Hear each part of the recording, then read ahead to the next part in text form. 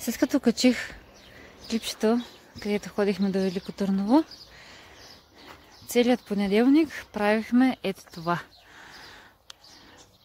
Помните, че февруари месец в кофички сяхме семенца домати и те вече пораснаха. И днеска ги пикирахме. Тати направи редовете за доматито. Засадихме доматитата. След като порасне, махаме железата и найлона и правиме редовете по-дълги. И до тях засаждаме други корени домати. Почти целият понеделник правихме точно това. Редове, засяване на домати и го покрихме с найлон. Донесахме такива тежки стълбчета, за да натискаме найлона. И това е от понеделника.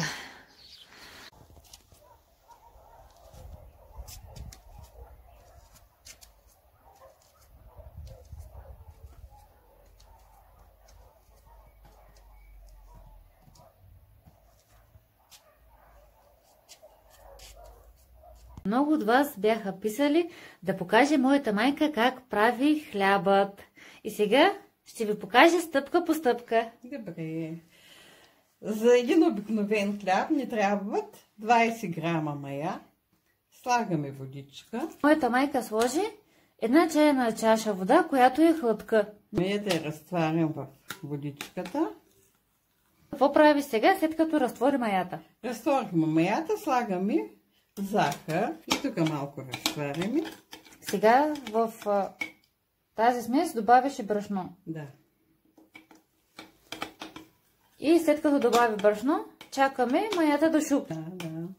Приятели, извинявам се, че аз се включвам, обаче моята майка се притеснява от камерата и затова аз ѝ помагам. Маята вече шупна, както виждате, и вътре в шупналата мая моята майка ще добави 500 мл хладка вода. Да, ето. Ще сложи една супена лъжица сол. Айде още мъжничко от нея да мине. Да стане безсолен. Да стане безсолен. Сега го разбърквам.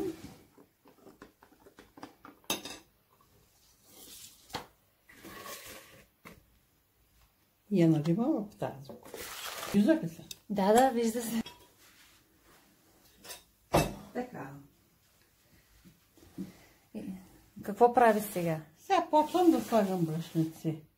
Слагаш брашно в тази смес? Да. Брашно колкото поеме ли? Ами да. И бъркаме. Слагаме и бъркаме докато стане.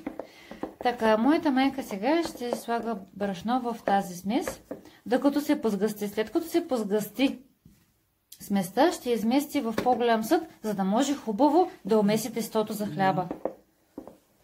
Се позгъсти и сега го слагам да го доумеся в по-голямо.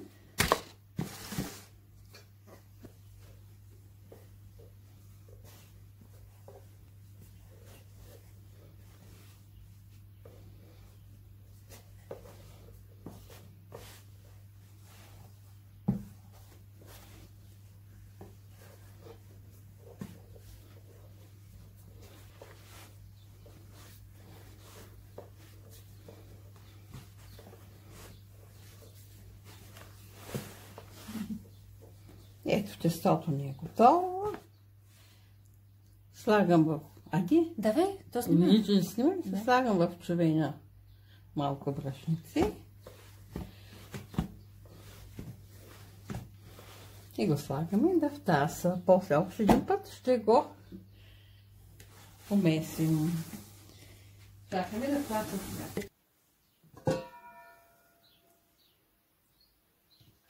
Сега го превалва още един път. Ето колко е мекичко. И сега пак го слагаш в човена да се втаса. За втори път.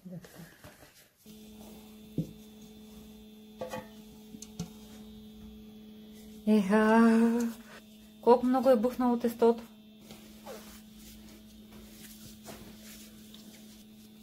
Ето сега преваляхме и го слагам в тавичката да втасва пак. Намаза предварително тавичката и сложи тестото да втасва. След като втаса за трети път, вече ще печеме хляба във фурната. Ето погледнете, след като го сложихме в тава, колко много е бухнало тестото. И сега моята майка отгоре намазва тестото с топла водичка. С топла водичка. Да стане мека коричка. Така моята майка намаза хляба с топла вода. На колко градуса трябва да се пече на хляб? 180 за 45 минути. Добре, слагай го. Ето как изглежда вече опеченият хляб. И отгоре майка ми сега го маже с хладка вода, за да стане коричката мека, да не е твърда. Майка ми намаза отгоре хляба с вода, сега ще го покрием с една кърпа. Да се обиколи нивата. Да. След като си обиколи нивата, ще се включиме, за да видите как изглежда отвътре. Страхотен хляб. Да ви покажа, след като го опекахме, как изглежда и отвътре. Това е рецептата на моята майка за домашен хляб. Надявам се рецептата да ви е харесала. Ако е така, направете и ми пишете долу в коментар дали ви е харесала. Еми, това е, приятели. И известно време беше много студено, ако помните. И когато излязах навънка, видях, че тази делва се е изпукала от студа. И ми беше жал да я хвърля, затова видях в интернет, че много хора с такива счупени съдове правят много красиви неща. И сега ще се опитам и аз да го направя. Не знам дали ще мога, но ще се опитам все пак. Аз мислех, че някоя котка е бутнала и я счупила. Обаче тати видя и каза, че от студенето се е изпукала. И сега, това е делвата, а това са частите на делвата, които са се спукали. И ходих в моите комшии да си взема ето такива цветя. Виждали сте в интернет, че с подобни такива цветя правят много красиви неща. Не знам как се казва точно, но знам, че с сока от това нещо се лекувало уши. Не знам, така съм чувала. Не знам дали е така. Вие, ако знаете как се казва това растение, може да ми пишете долу в коментари. Освен това, ще засадя и ето тези мъничките. Те също са много красиви и много красиво ще изглеждат. Да, малко са цветята, но те се пускат нови и нови, така че след време ще стане много красиво. Всяко хубаво нещо изиска време и търпение. Така че започвам. Стискайте ми палци да стане. Ще се опитам така да наместя камерата, за да може да виждате. Така, хопалянка. Първо ще сложа пръст.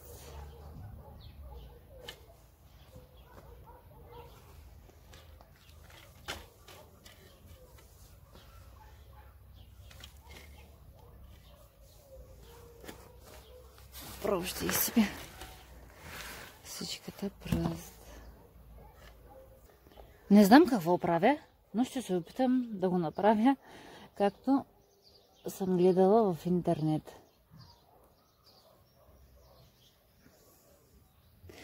Така, мисля, че е достатъчно тази пръст.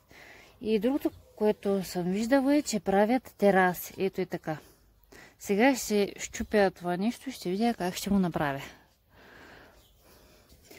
Щупих го на такива парчета. И ще видя сега. Ще стане нещо.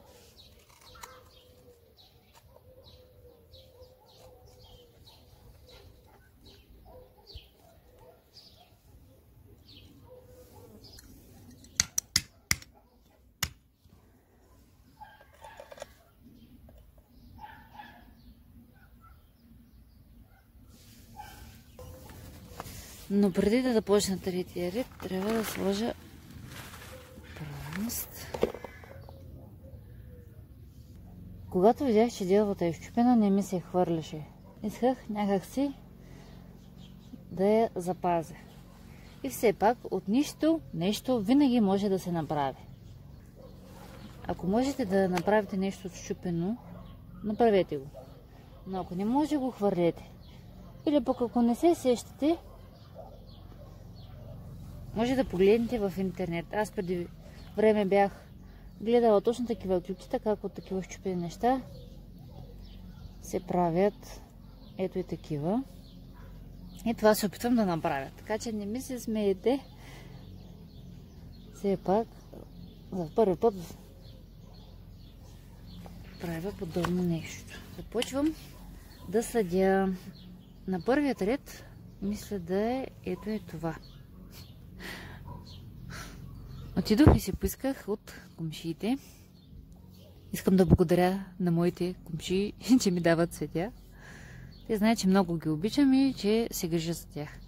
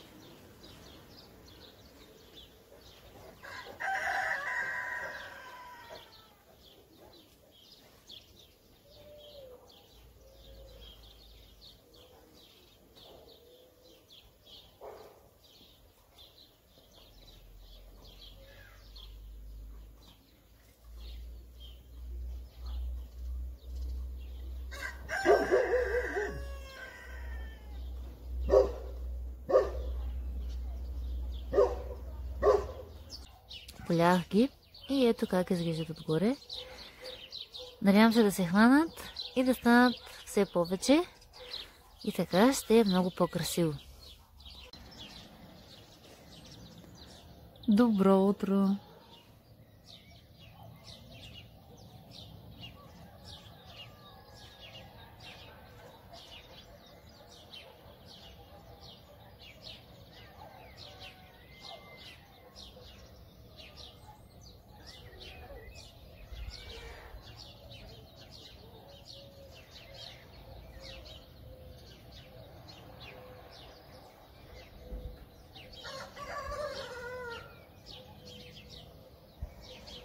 Много е хубаво да се будиш рано сутрин. Чуваш песента на птичките и петелят как те.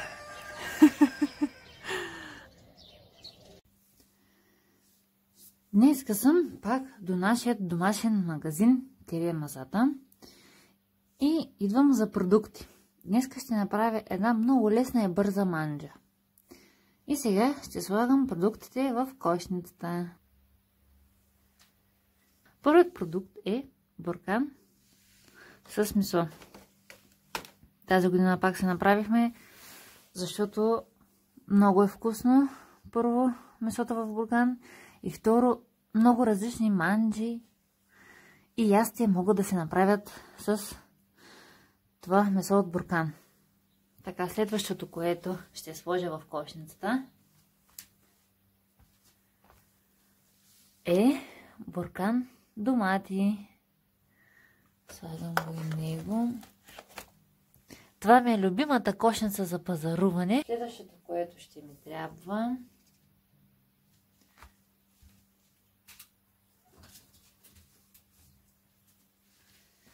слагам картофи. Ще ми трябват за манджата.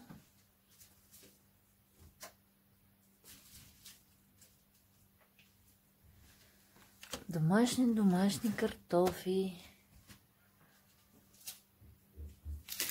Ето ги главите лук. Ще сложа още, защото ние много обичаме лук. Сетих се. Гръхът щях да забравя. Ето го и гръхът. Не е купен, домашно направене. Ето вижте, че е домашно направен. Така, слагаме него. И готова съм. Мисля, че съм вече готова. И тръгвам към кухнята. Беше да направя манджата. Ще се видим там. Пристигнах и сега ще си изпразня кошницата.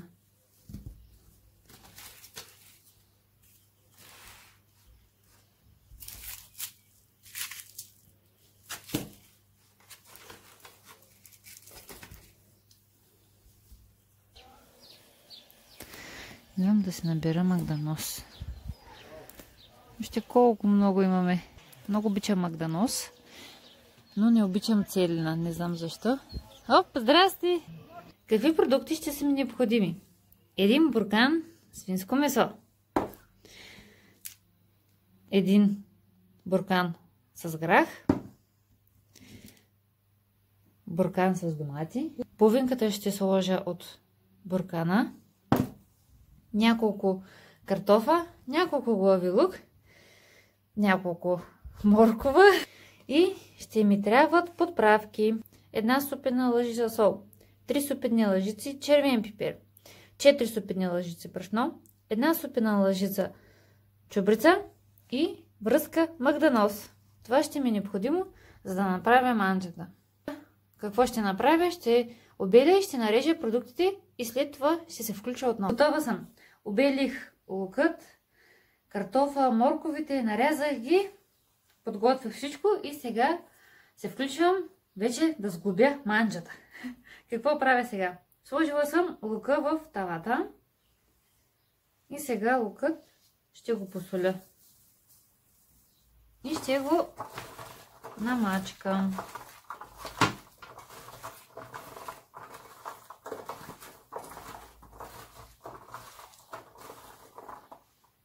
Така. Слагам олио.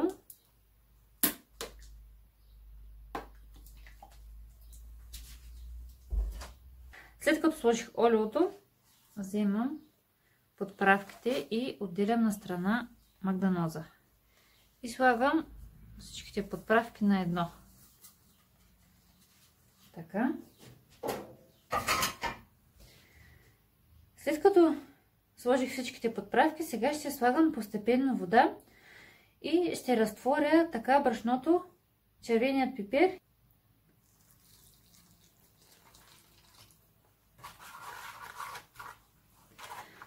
Такива чаши ще сложа 7 за направата на моята манджа.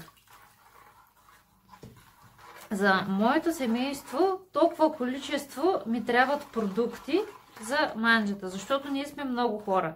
Но вие, ако искате, може да намалите количеството продукти. Ето виждате ли как се разтваря брашното и червеният пипер. Аз показвам ние какви подправки обичаме да слагаме в манджите и ястията. Вие може да сложите каквито подправки искате. По ваш избор и ваш вкус. И слагам последната 7 чаша с вода. И започвам вече да слагам продуктите в тавата. Слагам домати.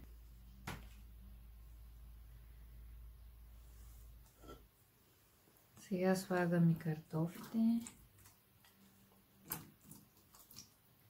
Тази манджа обичаме да я правиме в тава и да я печеме във фурната. Защото според мен във фурната ястията стават много по-вкусни. Така, сега слагам морковите.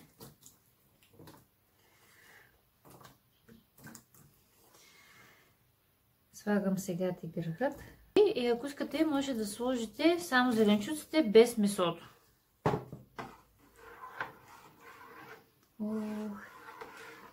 Мале, колко вкусно. Сега мирише с тези зеленчуци и подправки, пък когато стане, направо ще си облиза пръстите. И сега вече добавям и месото от буркан. Чакайте сега, ето и ще погледнете. Вкусно ти е!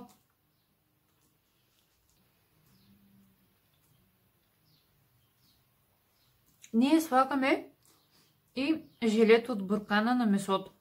Така манджата става още по-хубава.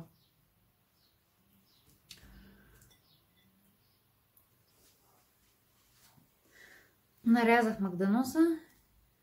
Добавям го и него.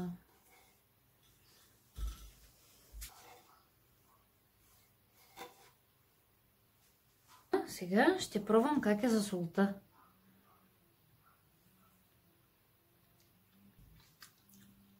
Добре е за солта. Да поразбъркаме малко магданоза.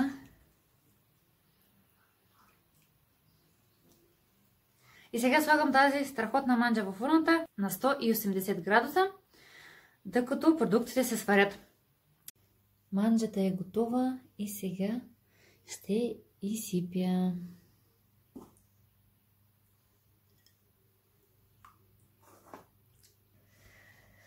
Изсипах манджата в чиния и сега ще я опитам.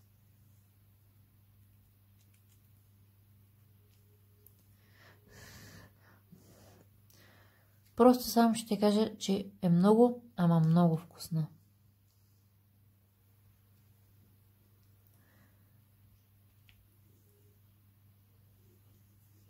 Той ще си взема месте.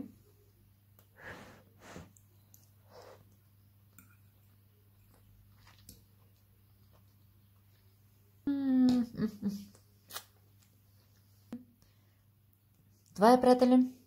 Надявам се рецептата за тази манджа да ви е харесала. Наистина, гарантирам ви, много е вкусна. Направете я. Дано клипчето ви е харесало. Ще се видим скоро. Чао ви и до скоро!